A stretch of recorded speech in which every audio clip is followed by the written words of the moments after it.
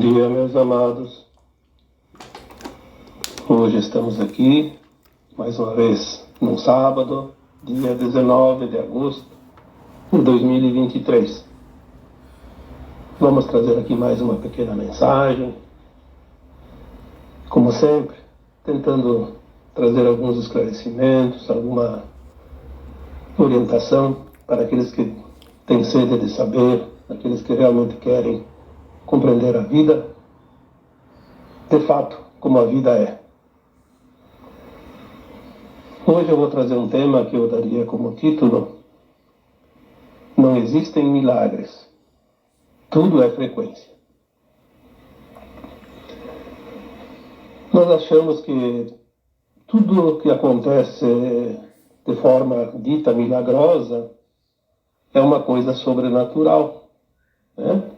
É verdade, nós somos ensinados assim, como é que nós vamos entender de outra forma? Mas, na medida que o tempo passa agora, a nossa consciência se expande rapidamente, os véus do esquecimento estão sendo retirados um a um, e quanto mais véus se retira, mais luz se consegue ver, e nesta luz é que tudo se revela, a verdade vai vir à tona, e aquilo que estava oculto será revelado, que também é denominado desse evento, né, do Apocalipse, que é o final de um tempo, o início de um outro tempo. Os milagres não acontecem porque é de forma sobrenatural, porque eles precisam sempre ter uma energia, uma frequência. O Cristo fez milagres. Sim, a gente entendeu que eram milagres, mas na verdade ele sabia manipular a frequência energética das coisas. Ele tinha o conhecimento da replicação, da transformação. Ele sabia usar a energia taquiônica, que é a primeira forma de materialização da luz. Ele dizia: vocês podem fazer tudo isso e muito mais, porque nós de fato podemos, mas sem compreender não se consegue fazer. O arquiteto não consegue desenhar uma bela obra se ele não estudar, se ele não se empenhar, se ele não aprender, não entender as linhas, a harmonia, a sincronicidade das formas. Então, por que nós não fazemos os milagres? Porque ainda não sabemos usar a frequência da transformação, daquilo que ainda não existe, porque se tudo é luz, e nós podemos já entender que essa energia de táquions é apenas uma luz em transformação para algo material, visível aos nossos olhos, e nós temos dentro de nós essa capacidade, esse poder, porque esse poder ele é inato, ele já vem com nós, lá do nosso eu superior, lembrando que nós somos um átomo semente divino, uma centelha divina, uma parte dessa luz que tudo cria. Se nós somos a parte dessa luz, nós temos a energia criadora dentro de nós. Nós somos criadores ou co-criadores, porque nós somos a luz. Nós somos divinos. Nós somos deuses. Obviamente, se nós somos uma semente daquela árvore, sempre digo, se você é uma semente de uma árvore chamada carvalho, vamos supor, um exemplo, você vai produzir a mesma coisa que aquela árvore produz, no seu tempo. Primeiro tem que nascer, crescer, né? E é o que nós viemos fazer aqui nesse mundo de provas e expiações, de terceira dimensão, aprender a criar, trazer uma pequena partícula de luz, um pequeno facho, uma pequena centelha de luz, e criar a partir dela. Não vamos aqui repetir sempre que houve a intervenção das sombras para que essa luz não fosse próspera, que não fosse produtiva. Mas nós, por mais dificuldade que eles tenham nos imposto, assim mesmo, tudo depende da nossa vontade, do nosso querer, da nossa frequência. Porque ninguém consegue prender uma consciência, ninguém consegue limitar a forma de alguém pensar. Pode limitar as ações, pode limitar as atividades, a missão, qualquer coisa. Mas quem é que prende uma consciência? Não há forma, porque ela não tem forma. Então, quando nós entendemos que milagres não existem, porque nada é acaso, tudo tem um princípio. E o princípio da criação é a frequência. A frequência que se coloca naquela luz que é a energia que cria. De acordo com a tua frequência, você cria. Então, se você tem, por exemplo, intenções nobres. Olha, eu já escrevi isso tantas vezes, falei aqui tantas vezes. Tudo é intenção. A intenção vai gerar ação. A intenção é a chave daquilo que vai se criar. Não adianta a pessoa dizer, eu não fiz isso. Mas se ele tinha a intenção de fazer, ele criou uma energia que em algum lugar vai se manifestar. Talvez não se manifestou por uma razão qualquer, ali onde ele queria colocar a sua criação. Mas ela está sendo gerada em algum lugar do universo, em algum momento, em algum tempo. As intenções nobres sempre criam resultados positivos. Mesmo que você diga, eu tentei de boa vontade, com a melhor das intenções, auxiliar aquela pessoa e ela se revoltou contra mim. Sim, o problema é dela. Se você teve a boa intenção, você fez a caridade, você fez o teu trabalho, você fez o teu melhor. Se o outro não aceitou, não quis, ou desprezou, jogou fora, o problema é dele. Aqui nós temos que lembrar aquela história dos talentos, né? Foi dado 5 talentos para um, 3 para outro e 1 para aquele outro terceiro, né? E depois de um tempo, o mestre voltou e pediu o que fizeram com os talentos, e aquele dos 5 disse, eu não tinha nenhum, recebi 5, multipliquei, te devolvo 5 e agora eu tenho 5 para andar com minhas próprias pernas.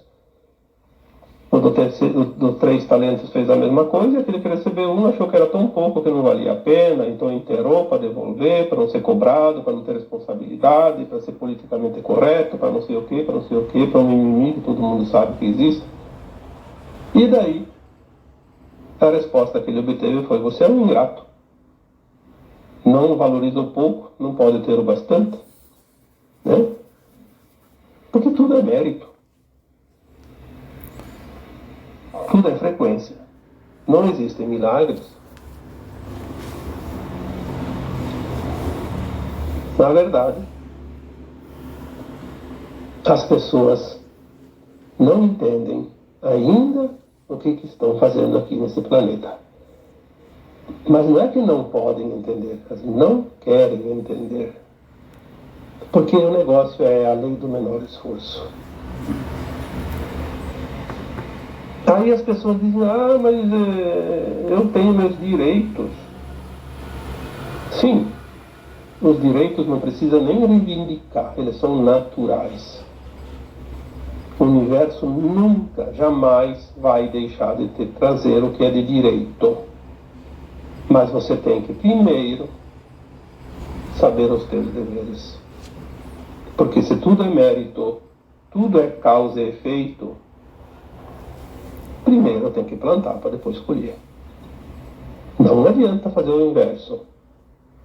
Nós vemos hoje, infelizmente, muitas pessoas querendo colher onde não plantaram, colher na roça do outro, na sementeira do outro, e o lixo que ela produz é do outro, não é dela, se exime de tudo. Quer dizer, Só direitos, deveres nenhum. Tirar proveito em causa própria. Ah, se as pessoas soubessem o resultado negativo que isso vai trazer lá adiante. O arrependimento é a primeira ação daquela consciência logo após o desencarne, quando começa a rever o seu passado. Perder a oportunidade numa encarnação é uma coisa horrorosa, porque a alma só sabe quanto é difícil reencarnar quando ela está do outro lado.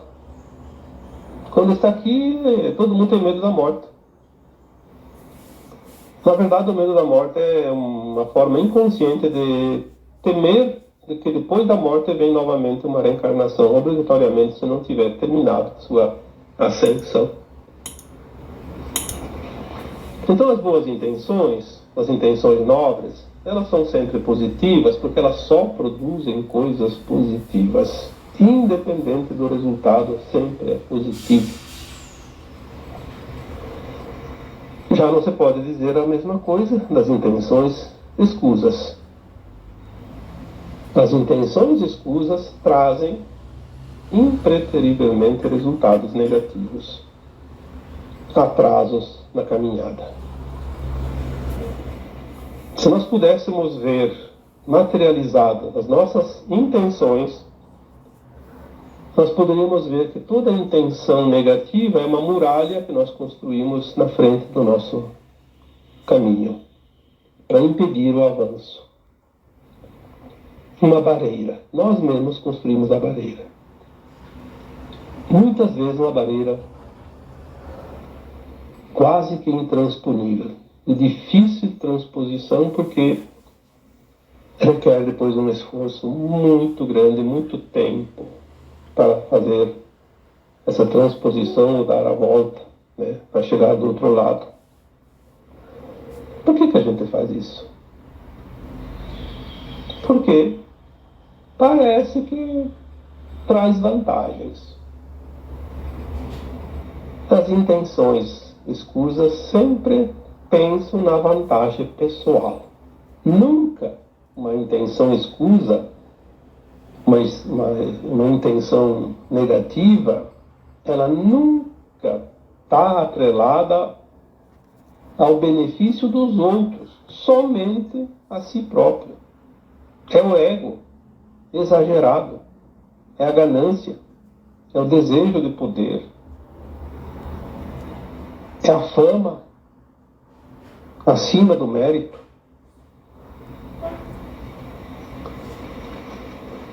É uma lástima que nós estamos agora vendo no final de uma longa caminhada. Depois de 50, 100, 200 mil anos, sei lá quantos, cada um tem o seu tempo aqui, mas a maioria tem 100, 200 mil anos já aqui neste planeta. Quanta gente não aprendeu as lições ou não quer aprender?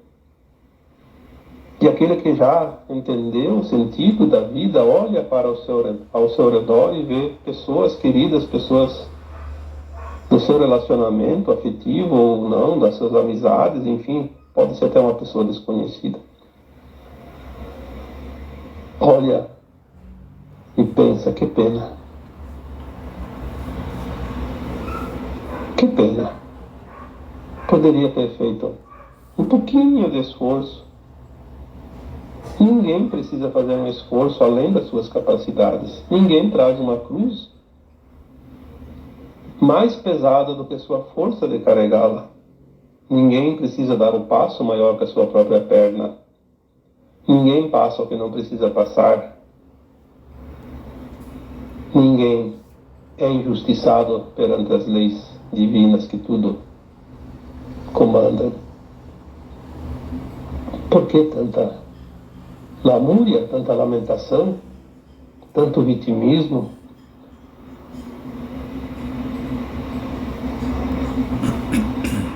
Eu posso dizer aqui com toda certeza, todos os dias eu recebo muitas mensagens Aliás, me tomam o tempo todo quase, né? Ler, escutar, responder. Quantas pessoas, por mais que se diga, se mostre o óbvio, têm dificuldade em entender que estar aqui encarnado é uma oportunidade maravilhosa de fazer a transposição dimensional. Subir agora para um mundo de regeneração, não mais de provas e expiações. Ir para a quinta dimensão, que vai ser a energia e a frequência da nova Terra. Ah, não, porque eu não pedi para nascer. Eu acho que Deus é injusto, porque me traz isso, me traz aquilo. Por que eu tenho que pagar as coisas se eu não lembro das vidas passadas? Para isso eu dou uma resposta aqui para que todos possam ouvir, né? Quando alguém diz, não é justo que eu pague por algo de vidas passadas se eu não lembro.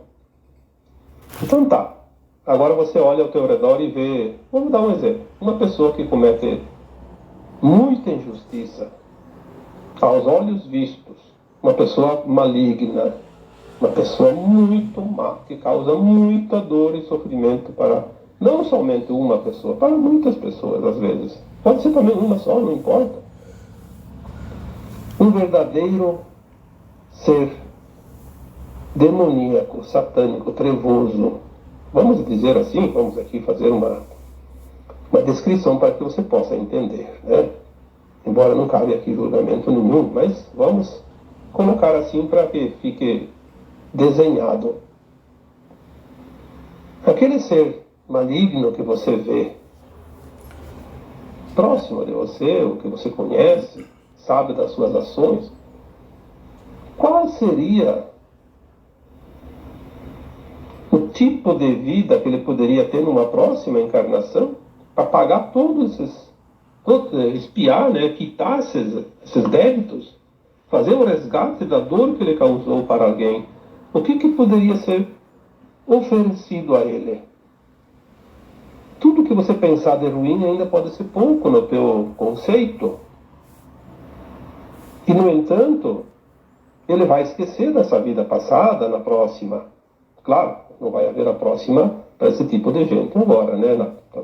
Essa é a última encarnação na dualidade da Terra. Mas vamos supor, comparando ao nosso passado, que nós podemos ter feito isso.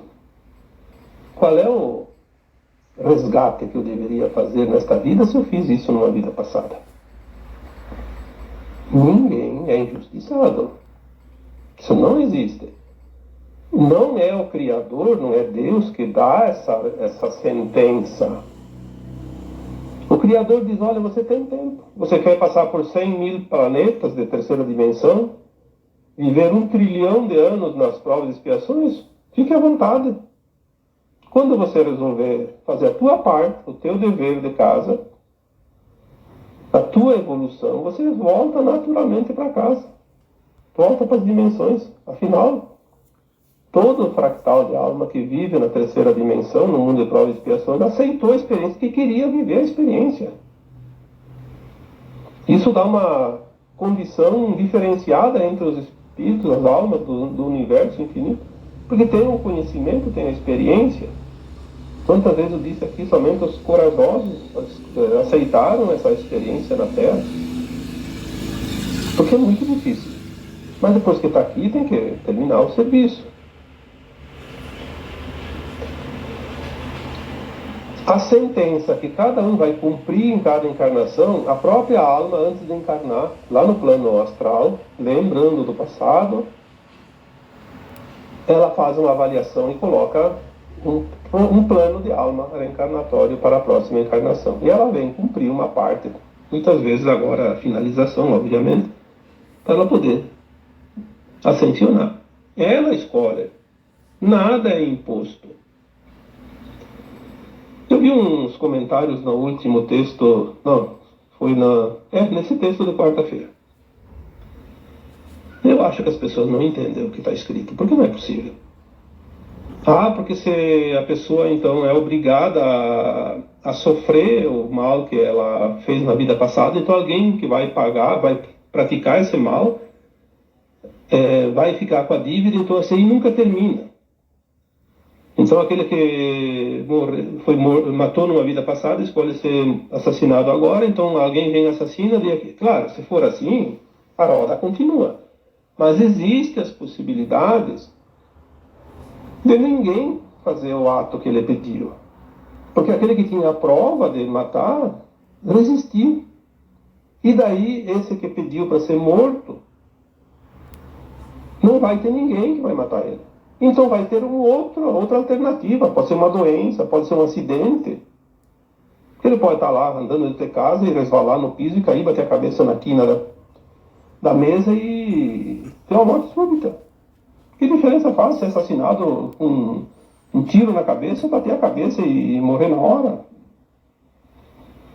São as possibilidades, não é aquela coisa da lei do talião, como dizia, dente por dente, olho por olho, não é assim.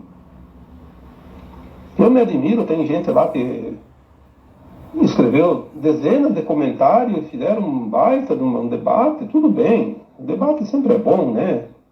Mas eu senti que tem pessoas que se dizem espiritualizadas, espiritualistas, inclusive conhecendo a lei da reencarnação e discutindo coisa que não tem nenhum sentido. Eu vejo mais como uma opinião pessoal. Se é uma opinião pessoal, guarde para si. Ou coloca uma informação, mesmo que seja um debate, e aceite, inclusive, posições diferentes. Agora, defender a sua causa a todo custo, isso aí, sinceramente, eu acho desnecessário. Mas, enfim, pelo menos, eu não vi nenhum comentário abusivo, ofensivo, porque quando alguém começa a ofender alguém, eu não tenho outra alternativa a não ser excluir, bloquear as pessoas, porque eu não vou dar palco para alguém que quer desenvolver o seu ego. Vai procurar em outro lugar. Aqui nós estamos trabalhando na informação, no esclarecimento, na evolução. Tudo com a intenção de proporcionar condições mais favoráveis para a ascensão das almas. Afinal, somos todos uma grande família e podendo, nós devemos sim nos auxiliar, nos amparar, pegar na mão do outro e carregar um tempo junto, né, para que ele possa pelo menos ter a confiança da caminhada. Então tudo sempre está na intenção, né? A intenção nobre traz resultados positivos, intenção escura ou escusas ou degenerativas vai sempre trazer o negativo, porque não há outra forma de criar se não é pela intenção. Eu sempre digo, se você não tem a intenção, você não faz nada, não mexe nem o braço, nem a mão. Se você não tem a intenção de ir dormir, você não vai dormir. Se você não tem a intenção de tomar água, você não vai tomar água. É preciso ter a intenção. Agora eu tenho a intenção, vou tomar um banho. Pronto, vou tomar um banho. Né? Então a lógica da vida nos diz que as coisas agora começam a ter um final. Tudo está afunilando. Aí nós vimos nos últimos milênios a proliferação de religiões, de seitas, de práticas, tudo para dominar, né? Dominar as consciências, tentar pelo menos, né? Porque não vão conseguir dominar o tempo todo. Mas tem uma doutrina que é a luz que guia todas as consciências neste tempo final de transição planetária, que é a doutrina reencarnacionista.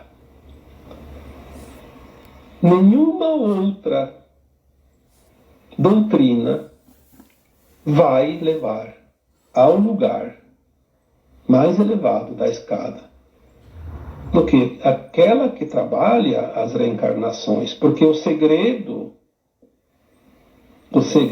agora é compreender de fato as reencarnações. Por que nós reencarnamos? Por que nós precisamos passar pelo desencarne? Claro, se não houvesse desencarne, a gente não reencarnaria. Justamente para avaliar a nossa caminhada. Fora da terceira dimensão, lá na quarta dimensão, a alma fora do corpo, ela expande a consciência o suficiente para lembrar das vidas passadas, dos seus prós e seus contras, as suas intenções nobres e escuras, o seu positivo e o seu negativo, e ela faz uma avaliação da sua caminhada e aí ela elabora um plano para uma nova encarnação, também tendo o conhecimento daquele futuro dentro daquele tempo que ela precisa viver. Então ela encaixa um plano para o seu melhor, para evoluir. E ela sempre faz um plano para o seu melhor, obviamente. Por isso eu sempre digo, tudo que chega até você foi você que pediu, enquanto estava desencarnado. Porque você sabia que aquilo ia precisar para evoluir. Não adianta amaldiçoar a vida. Avalie as tuas ações e as tuas escolhas, mas aquilo que chega até você está escrito lá naquele plano encarnatório. Então as doutrinas reencarnacionistas, elas explicam, elas mostram como acontece a vida dentro da lei de causa e efeito. Tudo que você passa é uma escolha dentro das possibilidades que você colocou lá no teu plano de alma, baseado nas leis de causa e efeito. Não é difícil compreender isso. É preciso um pouco de treinamento, de prática, de estudo também, obviamente, de informação, mas o conhecimento, na verdade, está dentro de cada um. Não tem nada fora. Por que nós buscamos tanto fora aquilo que está dentro de nós? Nós temos um regulador dentro da nossa consciência, que é o nosso sensor de direção, a nossa bússola, que é o nosso coração. É a voz da alma, ela diz, vai por aqui, vai por aí, não faça isso, não faça aquilo. Quem é que não sabe quando está fazendo uma escolha errada? Se a sua consciência diz, isso não é legal, isso não é justo. Olha o que tu está causando para o outro, para alguém, para isso, para aquilo, as consequências. Ah, mas isso vai me trazer um monte de vantagem, né? Se eu tenho que dar meu voto lá numa decisão, se eu sou um responsável, tipo uma autoridade lá, vou colocar aqui um vereador, um prefeito, um deputado, um senador, que o povo colocou lá para defender as pessoas, que é óbvio, né? São os representantes legítimos. Aí chega lá, tem que votar contra, porque isso aí é uma coisa que vai prejudicar todo mundo. Ah, mas aí chega lá aquele que tem um interesse e dá lá 1 milhão, 10 milhões para a pessoa votar a favor, inverter o voto. E a pessoa se vende. Olha onde chega a cobiça, a vaidade, o ego, o desejo de poder, de ter. Vai fazer o que com tudo aquele dinheiro? Você quando morre vai... Bota aí numa roupa do corpo, porque ficaria até esquisito deixar o cadáver lá sem nem camisa, pelo menos. Mas a maioria nem calça não tem, só tem a parte de cima, porque o caixão fecha, né? E também nem precisaria, porque depois tudo apodrece mesmo. Se vende os vendilhões do templo. Quando tem aquela passagem bíblica que fala que o Cristo expulsou os vendilhões do templo, não eram os mercadores do templo, não eram pessoas vendendo bugiganga dentro do templo. São esses vendilhões que se vendem. Vendem a alma ao diabo, como se dizia antigamente, né? Literalmente. Depois vão amargar mundos primitivos de provas e expiações, quase que em situações de difícil sobrevivência até, porque é preciso pagar tudo isso. Lei de causa e efeito.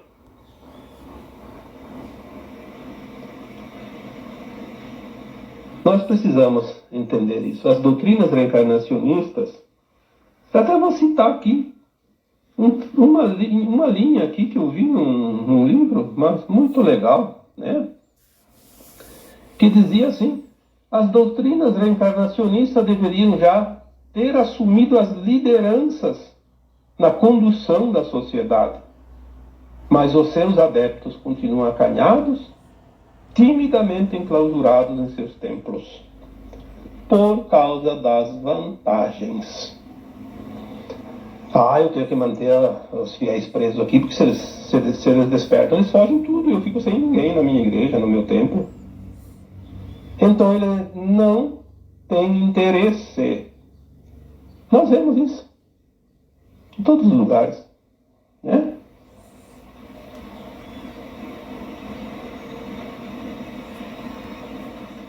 Ao contrário, esses detentores de templos deveriam, então, sim, adotar essas doutrinas reencarnacionistas, transformando os seus templos em escolas capacitadoras de virtudes, para que se possa formar homens integrais, íntegros, de verdade. Não tem sentido nenhuma outra crença, nenhum outro dogma, religião, seja lá o que for, se não é para transformar as pessoas em seres íntegros, em escolas de almas.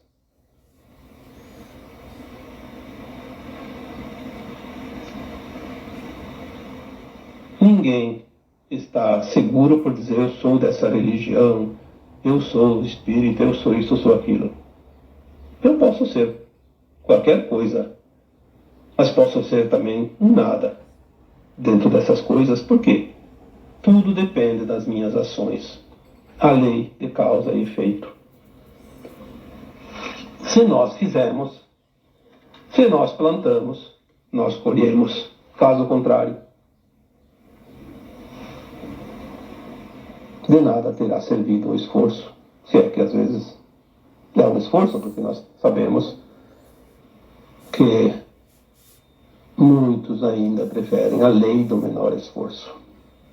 Não importa as consequências. Não existem milagres. Aconteceu um milagre. Não. Aconteceu uma mudança muito rápida, numa frequência, que o resultado pareceu um milagre.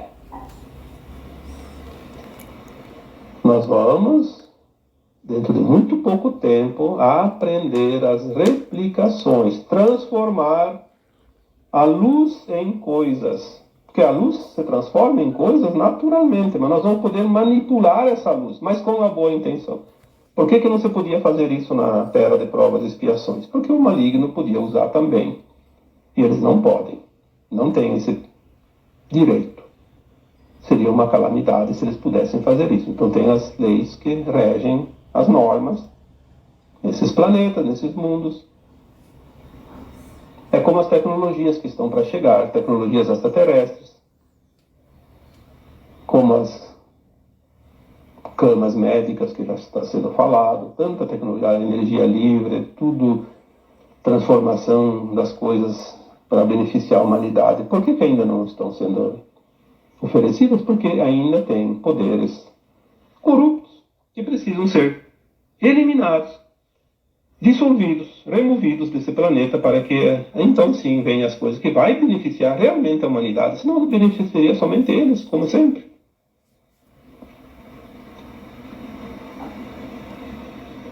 Tudo vai ser possível naquele que crê, mas também e principalmente para aquele que busca a frequência do milagre. Nós vemos, ao contrário disso, o ócio. O ócio. Bom, eu acho que tem uma vez um livro, se eu não me engano, que tinha o título O Ócio Produtivo. Ensinava como ganhar dinheiro sem trabalhar. Eu diria que é um livro desperteza, né? Você tem que ter o mérito, tudo é mérito, tudo é crédito. Quando eu disse mais deveres e menos direito, porque tudo é mérito, não há nada que vá durar se não tem o mérito. Tudo daí vira efêmero.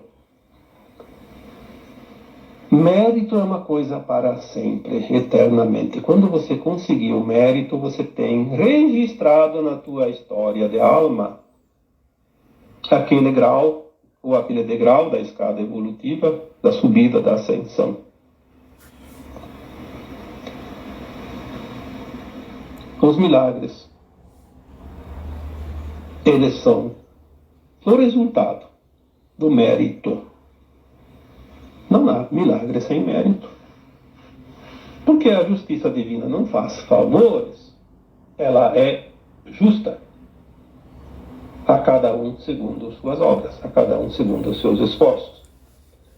O ócio é a doutrina das sombras.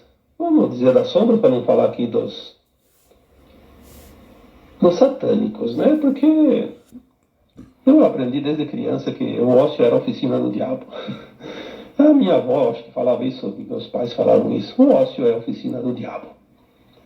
Porque o ócio, ele te traz um fastio, né? Uma sonolência, uma preguiça. Aí a mente fica arquitetando um monte de porcaria. O ócio enfraquece o caráter. Ele danifica os princípios éticos, os princípios morais. Ele corrói a alma. E o ócio, por fim, traz as doenças, as enfermidades que nós conhecemos. Muitas vezes as pessoas estão bem de saúde, se aposentam e logo começam a adoecer. Não é porque ficaram velhos. Ficou velho, tem que adoecer. Não.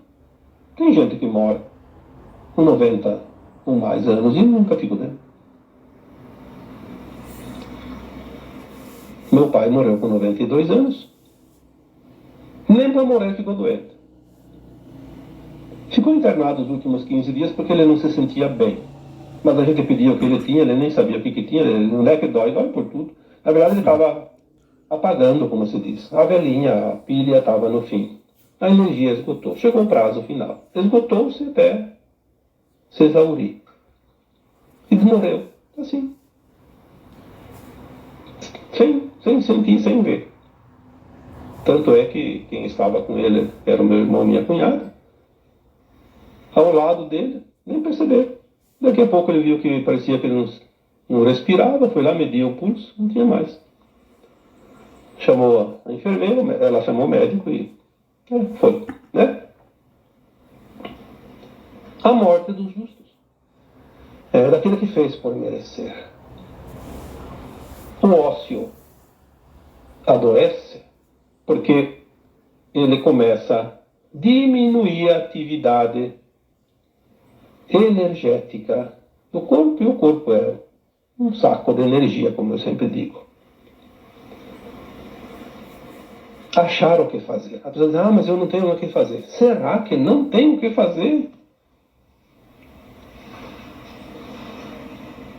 Vá para a rua conversar com as pessoas, com o varredor de rua, com aquele mendigo que está lá na esquina. Vai visitar os doentes no hospital. Visite um doente na tua cidade, no teu bairro. Faça uma visita para aquela pessoa que tu sabe que está sempre meio sozinha, que até a família meio que abandonou aquela pessoa. Vai lá, dá uma conversadinha com aquela pessoa. 10 minutos, meia hora. Entra para uma atividade de grupo. Qualquer coisa que seja útil, que seja digna, que seja ética. Faça alguma coisa. Não imponha nada para ninguém. Faça algo espontaneamente, voluntariamente, amorosamente. O amor é tudo que existe. Amor é luz, luz é amor. A luz cria, o amor cura. Quanta gente precisa de uma consciência mais positiva, mais afirmada, porque está acontecendo um momento que tem muitas pessoas que estão desesperadas, estão sem saber o que fazer. Elas entraram num turbilhão energético e a consciência delas, a mente delas já não consegue mais administrar tudo. E elas estão entrando em parafuso, como se diz, precisando de uma palavra amiga, de um oi, de um abraço, precisando de você. E quantos de vocês estão ali? Preferem falar da vida alheia, fofocar com a vizinha, procuram as fofocas para ganhar tempo e ocupar o tempo. Mas ocupe o tempo por uma coisa mais saudável, mais positiva. Lembre-se que tudo é lei de ação e reação, de causa e efeito.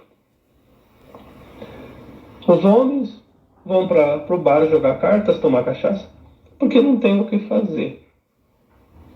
Será que não tem o que fazer?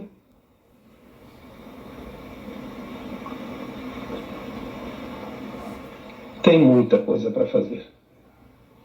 É só olhar ao redor. Falta vontade, falta gente de vontade. Falta gente com a boa intenção. Falta gente que entenda que ele tem deveres acima dos direitos, porque os direitos não precisamos ter, eles são consequência do dever cumprido. Nada mais honesto e justo que isso. Tá bom? Então, como sempre, espero que essa conversa tenha te trazido um pouquinho de orientação, de alento, uma luzinha a mais naquele conjunto de velas que já está iluminando ao teu redor. E agora eu os deixo com o meu abraço de luz em cada um de vocês. Namastê.